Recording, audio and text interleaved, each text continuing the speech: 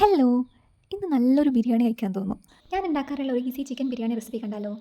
അതിനായിട്ട് ആദ്യം തന്നെ കുറച്ച് ഉള്ളി, ക്യാരറ്റ്, റീസൻസ്, കാഷ്യൂസ്, മല്ലിയില, പുതിനയില എന്നിവ ഒന്ന് ഇതേപോലെ റെഡിയാക്കി വെക്കുക.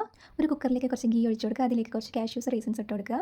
അതൊന്ന് ഫ്രൈ ആയി മാറ്റി വെക്കുക. ശേഷം കുറച്ച് ഓണിയൻ എടുത്ത് ഫ്രൈ ചെയ്ത് മാറ്റി വെക്കുക. ശേഷം അതേ ഗീയിലേക്ക് കുറച്ച് കോക്കനട്ട് ഓയിൽ കൂടെ ഒഴിച്ച് അതിലേക്ക് ഹോൾ സ്പൈസ് ഇട്ട് കൊടുക്കുക.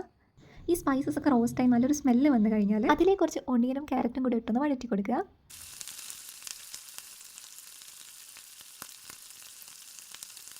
എന്നിട്ട് നമ്മൾ കഴുകി മാറ്റി വെച്ചിരിക്കുന്ന റൈസ് ചേർത്ത് കൊടുക്കുക. റൈസ് നന്നായിട്ടൊന്ന് റോസ്റ്റ്. ഞാനിവിടെ 1 കപ്പ് ജീരകശാല റൈസാണ് എടുത്തിട്ടുള്ളത്.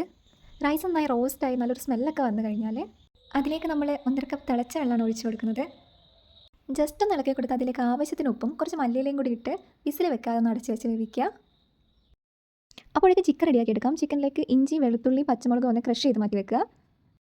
ഒരു പാത്രത്തിലേക്ക് കുറച്ച് കോക്കനട്ട് ഓയിൽ ഒഴിച്ച് കൊടുക്കുക. അതിലേക്ക് ക്രഷ് ചെയ്ത് മാറ്റി വെച്ചിരിക്കുന്ന ഇഞ്ചി, വെളുത്തുള്ളി, പച്ചമുളക് എന്നിവ ചേർത്ത് നന്നായിട്ടൊന്ന് വഴറ്റി കൊടുക്കുക. ഓണിയൻ ചേർത്ത് കൊടുക്കുക. അതിലേക്ക് കുറച്ച് ഉപ്പും മഞ്ഞൾപ്പൊടിയും മുളക് പൊടിയും കൂടി ചേർത്ത് നന്നായിട്ടൊന്ന് ഇളക്കി കൊടുക്കുക.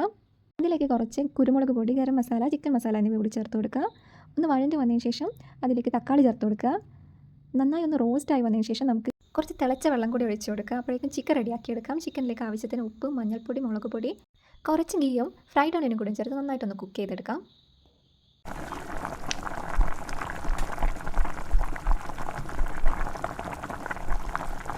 ചിക്കൻ റെഡി ആയിട്ടുണ്ട്. ഇനി നമുക്ക് റൈസ് ലെയർ ചെയ്തെടുക്കാം. ആദ്യം കുറച്ച് മസാല ഇടുക. അതിന് മുകളിലായിട്ട് കുറച്ച് റൈസ് ഇടുക. അതിന് മുകളിലായിട്ട് കുറച്ച് റീസൻസ്, കാഷ്യൂസ്, ഫ്രൈഡ് ഓണിയൻ, മല്ലിയില, പുതിനയില, ക്യാരറ്റ്, ഗരം മസാല, കുറച്ച് പാലിലും മഞ്ഞൾപ്പൊടി മിക്സ് ചെയ്തും കൂടി ചേർത്ത് കൊടുക്കുക. 2-3 ലെയർ ഇങ്ങനെ ചെയ്ത് കൊടുക്കുക. അപ്പോൾ ഇതാ നമ്മൾ ബിരിയാണി റെഡി ആയിട്ടുണ്ട്.